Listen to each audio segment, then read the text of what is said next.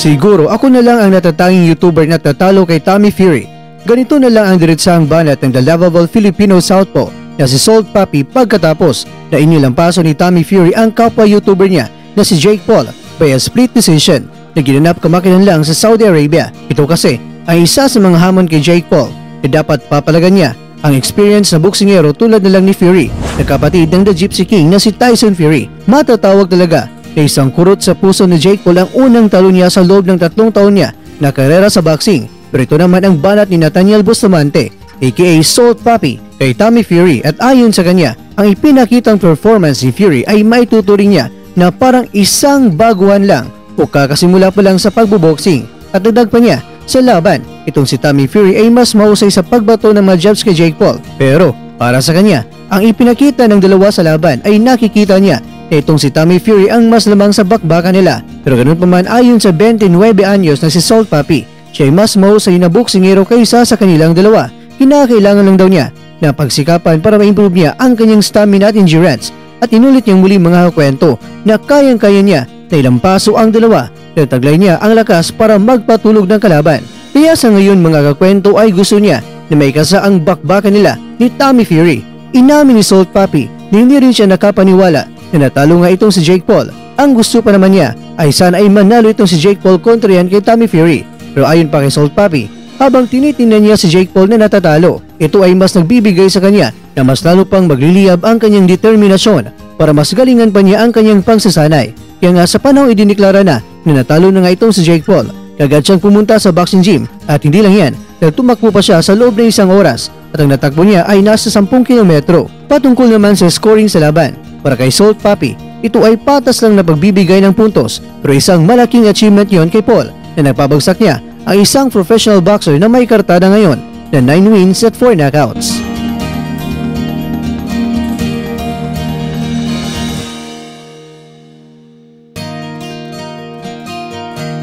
Samantala, kaya pa kaya ni Guillermo Rigondeaux na muling mamamayagpag sa Bantamweight Division. Noong nakarang linggo, ang 42 anyos na former multi-division world champion ay muling nagbalik at ginulat niya ang mga boxing fans dahil parang may lakad pa habang kinalaban niya itong si Jesus Martinez, at tinapos lang niya ito sa loob ng 1 minuto at 14 na segundo. Kaya dahil dito mga kwento, gusto ni Rigo na yayanagin niya muli ang Bantamweight Division at gusto niyang makalabang muli sa isang malaking laban, ang world title fight. Sa ngayon si Rigo ay may kartada na 21 wins, 3 losses at 13 knockouts. Sa tatlong mga talo ni Rigo, 2 sa nakatala dyan ay ating mga kababayan na sina Vincent Astrolabio sa nakarang taon sa Dubai.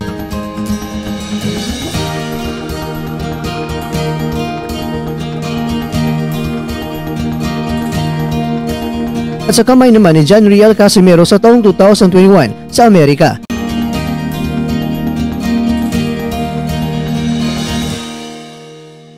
Si Rigo mga kwento ay nag-aapoy ngayon dahil mas ginagana na siyang manunumbalik muli sa Bantamweight Division dahil binakante na nga lahat ni Inoue ang kanyang mga korona sa Bantamweight Division at harapin ni Inoue ang kampiyon sa mas mataas na division, itong si Stephen Fulton.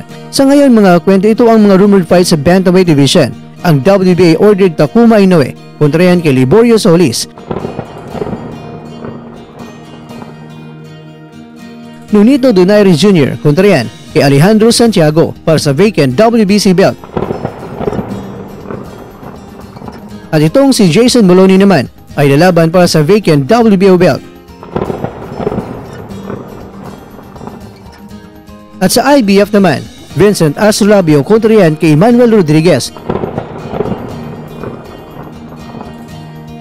Pero sa ngayon mga kakwento, sa lahat ng mga rumored fights, ang Takuma Inoue kontra Liborio Solis pa lang ang naging opisyal at naka-schedule na ngayong April 8 sa Japan. Balik tayo mga kakwento kay Rigo. Ano kaya sa tingin nyo? Ang 42 taong gulang ba na si Rigondeaux ay may naiwan pa na gasolina para kaya niyang takbuhan ang mga elite fighters sa Bantamweight Division, lalong-lalo na siya ay mula pa sa pagka-aksidente nang sumabog sa harap niya ang pressure cooker na nakapinsala sa kanyang mata. Sige nga, ibahagi niyo naman mga kwento kung ano ang masasabi niyo dito.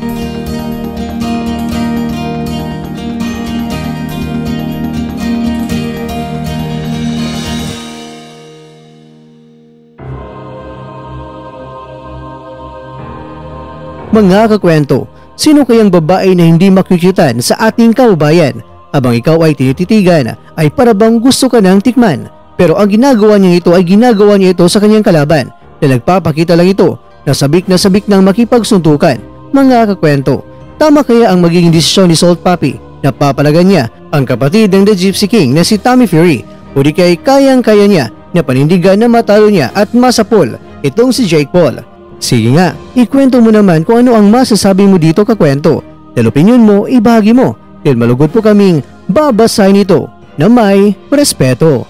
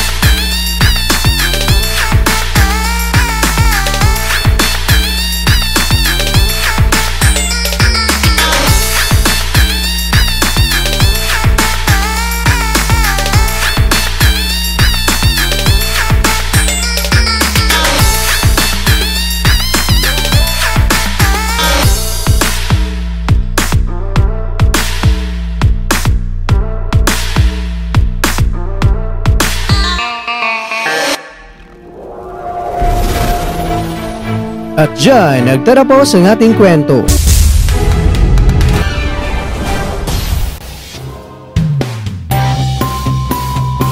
Maraming salamat mga kakwento sa inyong panunod. Pero baka naman mga kakwento ay nagustuhan niyo po ang kwento natin ngayon. Baka pwede niyo po kung mabigyan dyan ng like. At kung hindi mo pa nagawa ito yaba, gawin mo na. Please subscribe to Kwentong Iba na Kwento. Alright, like, share, and subscribe.